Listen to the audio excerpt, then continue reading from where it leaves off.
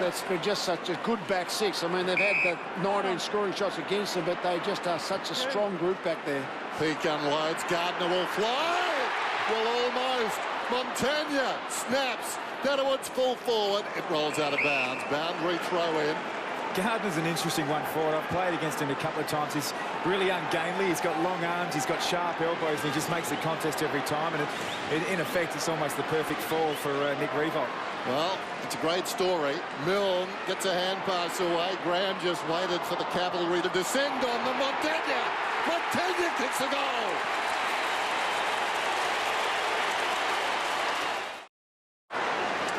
Well, Dennis talked about Montagna at three-quarter time. He certainly got on his bike. And here's Rui on the boundary line reacting to the goal. And surely they're home now. It's been a remarkable match from the word go. And I don't think anybody tipped this at three-quarter time. So Collingwood still without a goal in the second half. Didak. Gwilt. It's been good. He was an emergency in the grand final last year. So Ball gets it from Maxwell. To O'Brien, to another Obi, and O'Brien. To Swan. Pendlebury. Medhurst has been well hurled. Should get a free kick.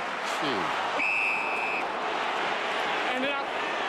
I know the first one was okay. The second one you landed on his back, okay? Just that one. Just him. I know, but in the back's in the back, okay? First spoil was fine. It was just landing on his back second. I think it's almost over the shoulder than in the back there. Well, nobody's been able to kick a goal for Collingwood in the second half. Medhurst, a chance here. I reckon it was touched on the line, and it is. It's a very good attempt. Good teams often, you know, they talk themselves up that it's about the structure, not the personnel. And we've seen that with St Kilda tonight. They're obviously got some players down, but from the coaching staff point of view, they'd be rapt that they've been able to maintain their defensive structures in particular. Play on! Play on! Setting a task there for Geary. Goddard, Hayes, just going for distance. Fisher must get a free kick. Nothing doing, doesn't matter. McWalsh on to Graham. Short one across the field. Comes to a man who's been very handy tonight. Peake. Milne misses it. Socked away by O'Brien. Kicking in danger, is it? Trip. Oh, it's a clear. Trip. Gee, I'd like to see that again. Stay, back. Thanks. O'Brien's got the footy. I guess. Centre wing. Now Gwilt keeps it low. Half volley by Lockyer. A little handball, not good. Graham. McWalter from 48 metres as he brought it back. Just missing. Well, you reckon the St Kilda part of this crowd is buzzing tonight. I mean, they have got fantastic competitive fibre, St Kilda. We've probably known that. That's why they've been so good the last 12 months. But tonight, I think we've seen it in all its full glory. Teams bring an aura about themselves, don't they? But performances like this. I always think it's led by Lenny Hayes. I just love the sort of what he provides in close, particularly when they're up against the wall. So Gwilt, long bomb back inside the 50. Presty in the front spot. McWalter. O'Brien has to wait. Arches his back. He's been a dasher all night. That's not good a handball. Montagna almost. Now Wellingham on the up. No, Montagna robbed him. Well done, Montagna. Hand pass comes from McWalter to Peake. Hooks it down towards full forward. Terrific by Thomas. Nick, backward. Thomas wants to go. Time of the essence now. Can't imagine they can get up from here. Just over 4 minutes. Wellingham runs it around the outer wing. He's at right half back to Swan. Bit of a fumble. McCarthy ran into a dead end. Swan over the top again. This time McCaffer. Wellingham continues to run. Handball's a long way down to Medhurst. To Didak. Cuts back inside. Didak is 55 metres out. This has to be a goal. It's a behind.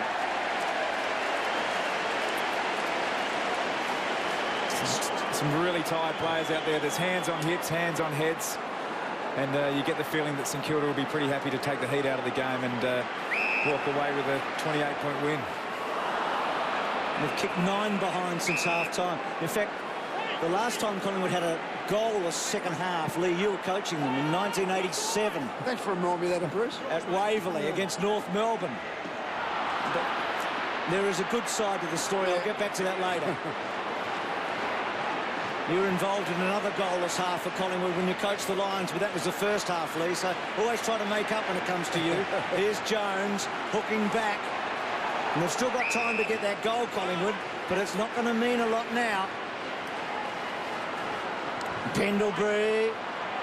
Thomas, and again, as Tom and Lee talked about, the numbers. Yeah. Saints have got them. Now Collingwood may have them, but can they use it? Swan. Outside the 50. Little kick to half forward. And Gardner, well, he's an important player to them.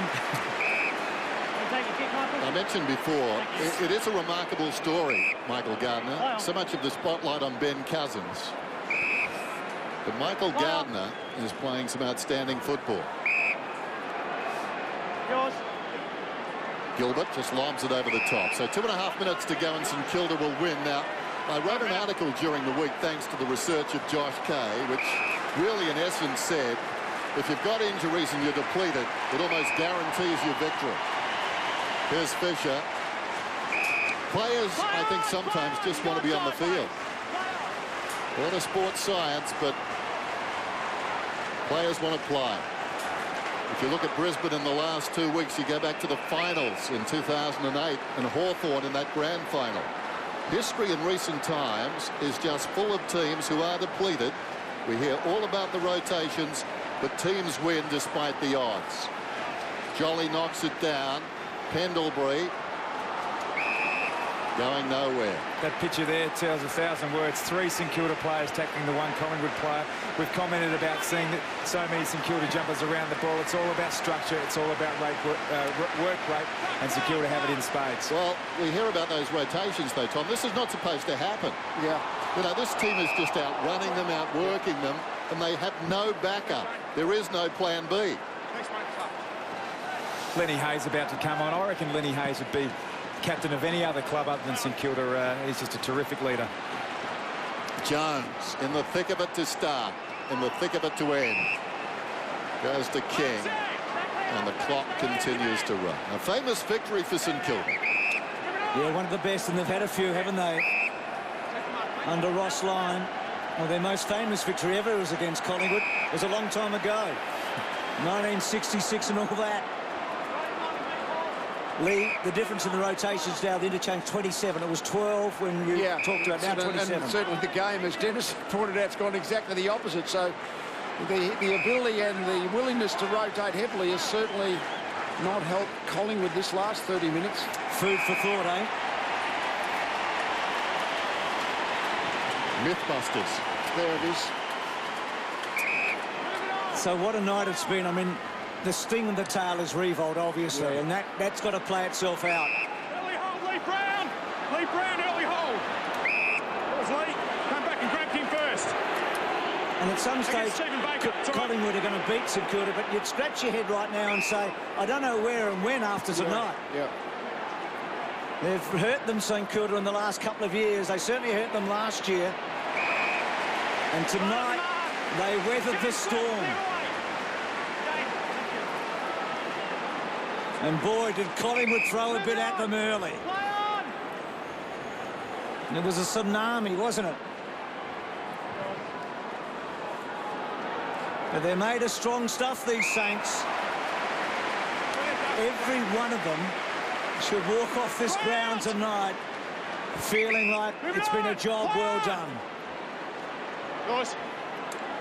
It's only round 3, but this feels as good as it gets.